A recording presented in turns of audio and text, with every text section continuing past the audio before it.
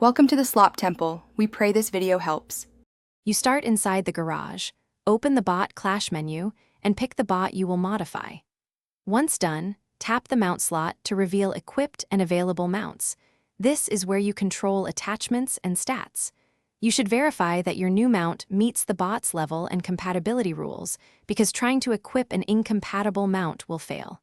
Make sure you have the mount in inventory or craft materials ready, and prepare to swap or unequip the current mount to proceed.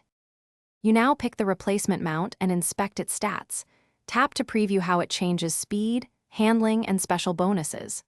While previewing, configure attachments like stabilizers or boosters if the slot supports them, because attachments often shift balance and cooldowns. Once satisfied, save any configuration as a preset so you can revert quickly.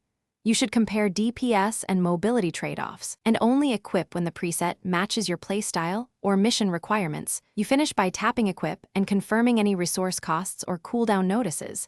This commits the change to your bot. Once equipped, immediately run a short training match or skirmish to feel handling, turning, and recoil differences so you can tweak attachments if needed. If the new mount does not appear, first relog or clear local cache to force a sync, then double-check the mount's level and server-side equip restrictions. If problems persist, try reapplying the mount or restarting the client to resolve desyncs. Thanks for watching. Consider subscribing if we helped you.